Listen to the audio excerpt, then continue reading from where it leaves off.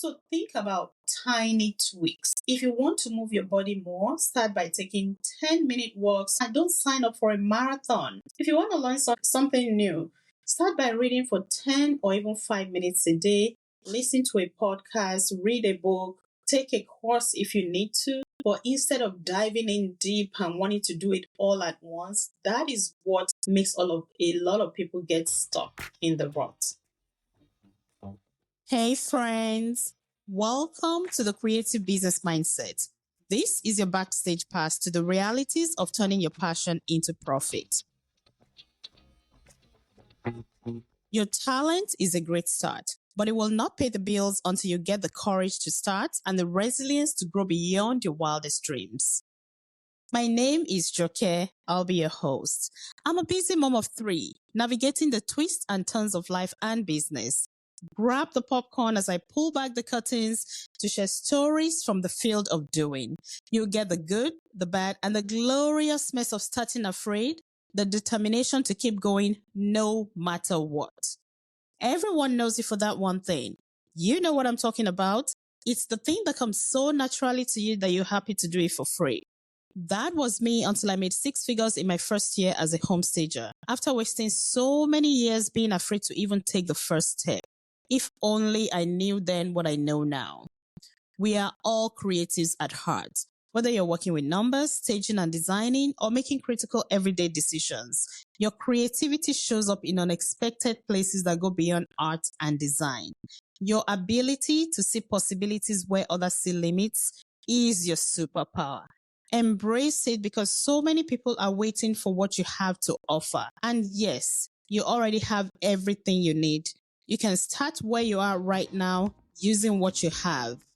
I've made so many mistakes so you don't have to.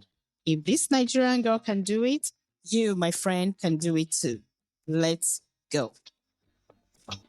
Today, I'm taking a moment to look back on the past year and forward with high hopes for the year ahead of us.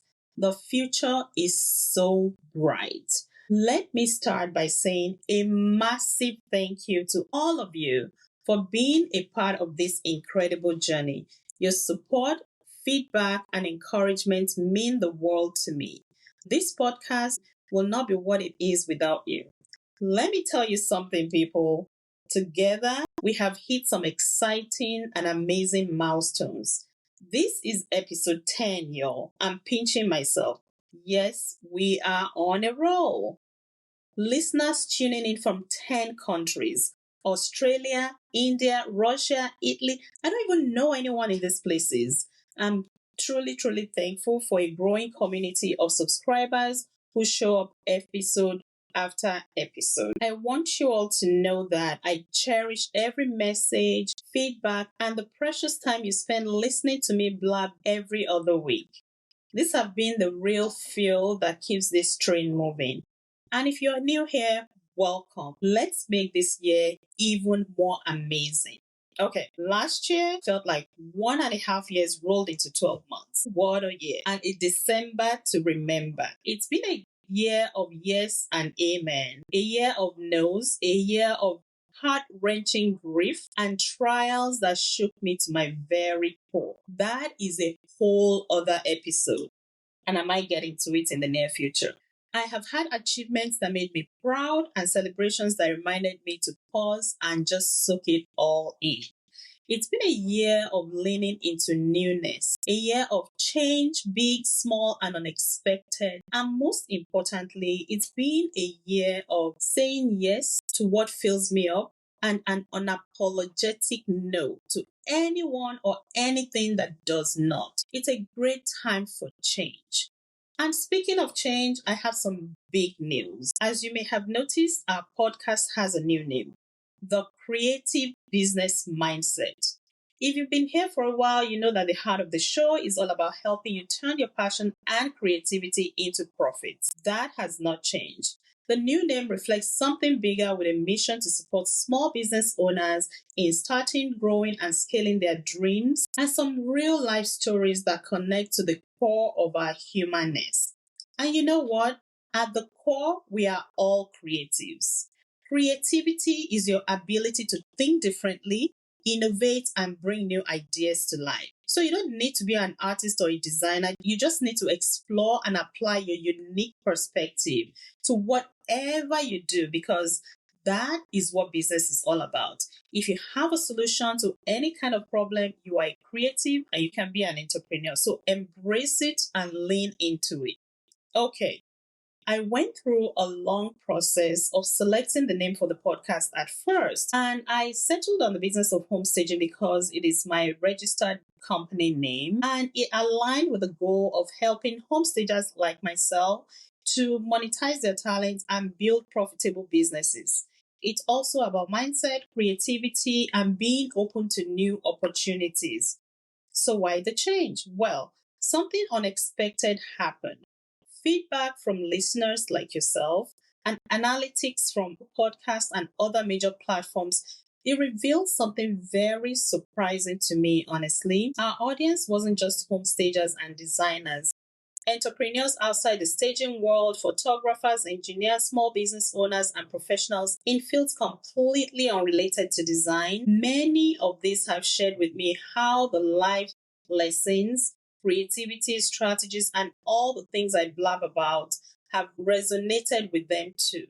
And because of the podcast, I've had consultations with a client that's starting a new business in real estate, guiding them through their licensing and marketing and how to get started. A client that's starting an adult family home, and yet another starting a concierge business. And I'm watching their businesses unfold. I feel so blessed to have people who are tapping into my experience, and I'm so excited to help them monetize their passion with a scalable business framework that we're building together. I'm really excited for that.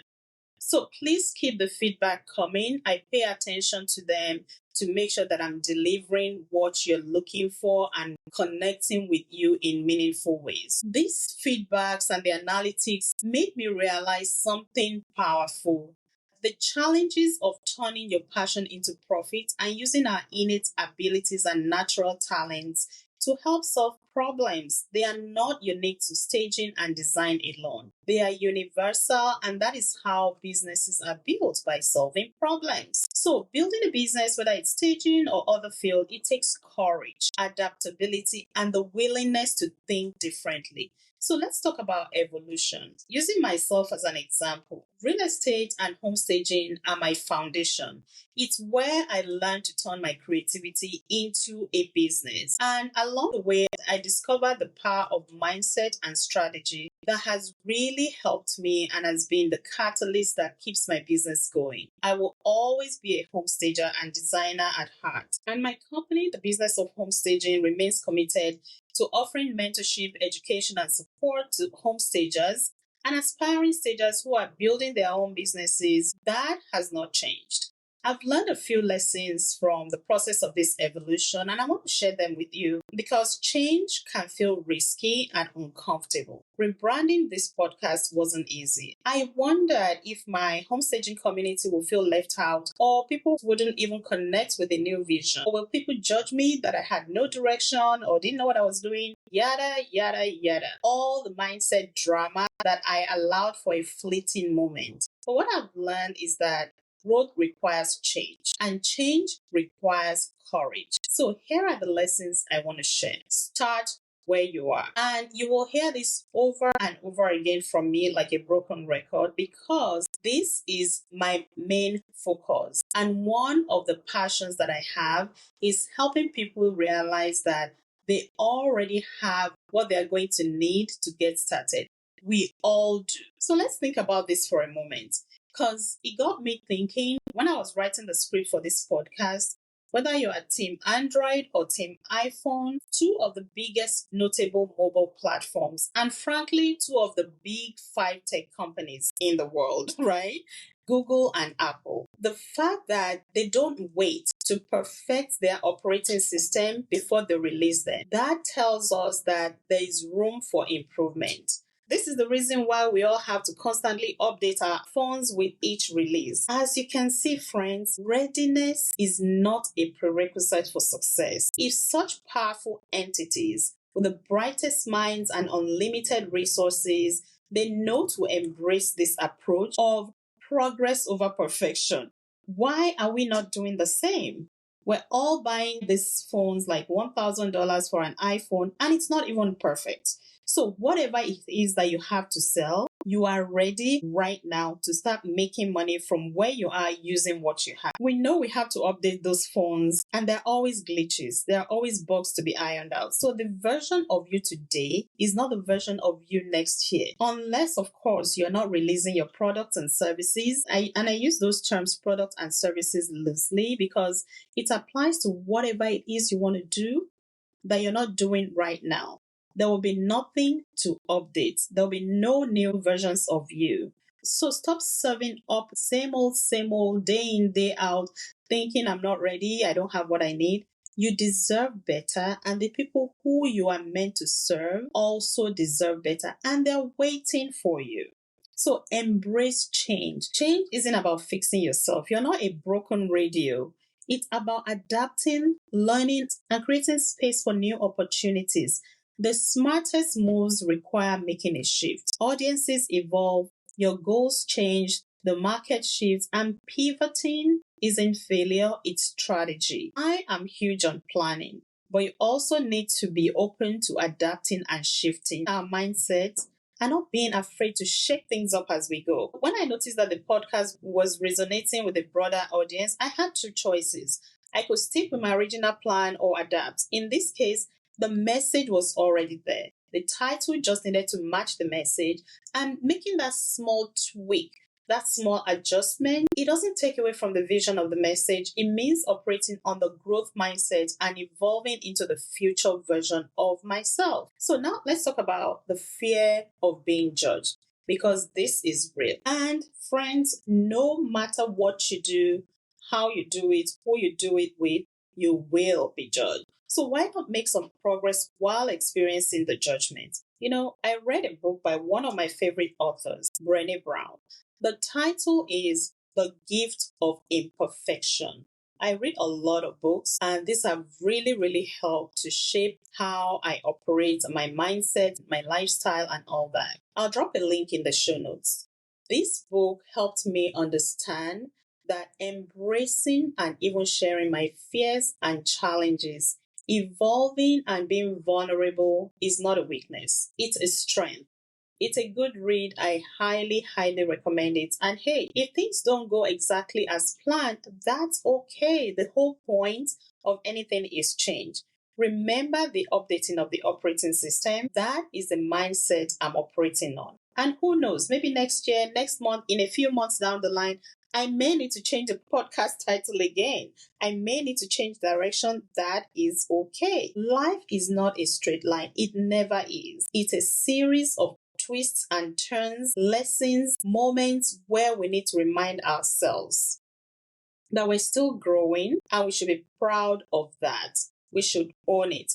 I want to address a fear that many of us have, especially women. Why we shy from putting ourselves out there, for the fear of failure and judgment. And when I started out in the business, I worried, what would people think?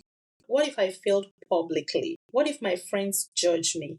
Isn't it funny how we're always thinking about judgment from our friends, the very people that we're closest to, that are supposed to support us and have our back? Those are the ones that we're actually worried about. We're not worried about the public. We're not worried about strangers, because the strangers don't care. It's our friends, the ones who have always known you to not do that thing that you're now wanting to do. They're looking at you with the side eyes like, what does she think she's doing? And honestly, I have experienced all of that. It has happened to me, and I know it will happen again. And it's happening as we speak. But as I continue to grow and allow myself to follow the unknown path to what is possible, here is the thing. The people who truly matter, they will cheer you on from the sidelines regardless. And those who don't, it's not because they're being mean. The thing is, they have not been given the same vision that you have. So they don't see where you're going. And that's okay. When somebody doesn't see where you're going, how do they believe to follow you there? The only approval required is yours. So just believe in the journey and continue to take one step every day to get you closer to it. I am forever grateful for the support I've received from my family and friends in my personal life and throughout my career, my colleagues, mentors, coaches, but I have also encountered direct and indirect who does she think she is vibe. Well, I am exactly who I think I am. I am unstoppable. While collaboration and community are very essential parts of leadership and growth, I have found that the most productive times that have led to amazing concepts were found in solitude because a degree of separation and loneliness, and I use the term loneliness very loosely, it allows you the essential space that's needed for deep work and reflection, strategic thinking, and the ability to make difficult decisions and change without external influences or distractions from well meaning friends who are unable to see the vision you've been given. There is a Nigerian proverb, here I go again. The Nigerian culture and language is just so rich in wisdom. And the proverb says, what an elder sees laying down, a child cannot see even from the treetop, which means what is inside you that's driving you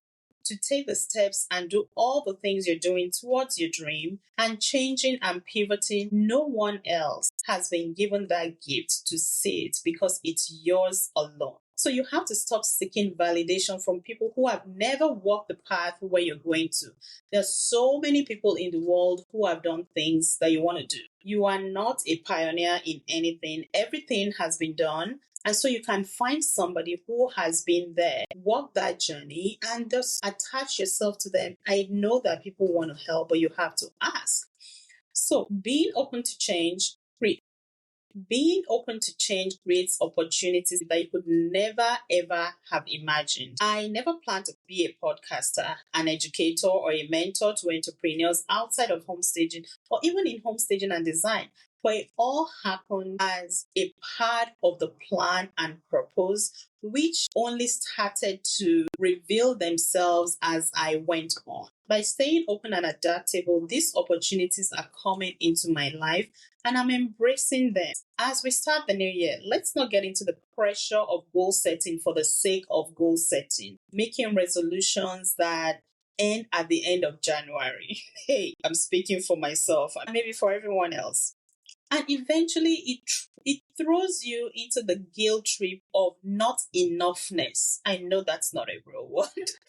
That leaves you feeling worse than the previous year. So instead of setting goals, what I'm doing this year differently is focusing on the things that I want to experience rather than a checklist that I'm afraid I won't complete. What if we don't call them goals and resolutions? What if we thought of it like planting seeds of possibility? It means being real with yourself on the things you truly want to achieve and how you want to feel as a result of your actions, not the other way around where we set goals and then hope to achieve a result.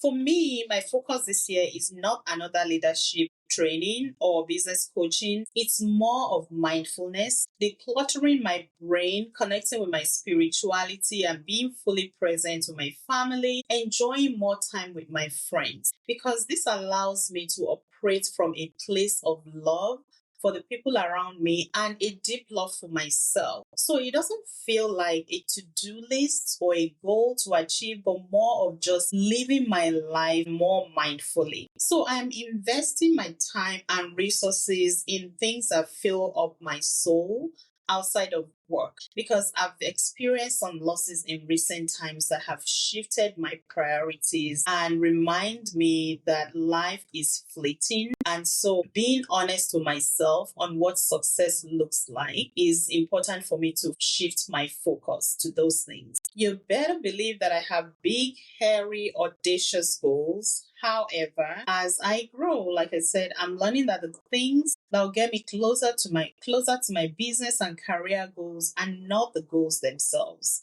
It is being in alignment with my purpose. And I've chosen to focus on that so I can enjoy more of the things and the people that truly matter on my journey to being more.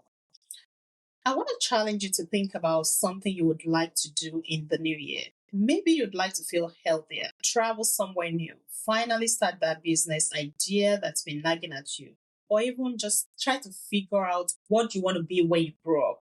Instead of creating another to do list and a timeline, what if you reframed it? Ask yourself what it would feel like to have more freedom with your time. What would it feel like to enjoy working more? What would it feel like to be more creative, or whatever it is that you want to do?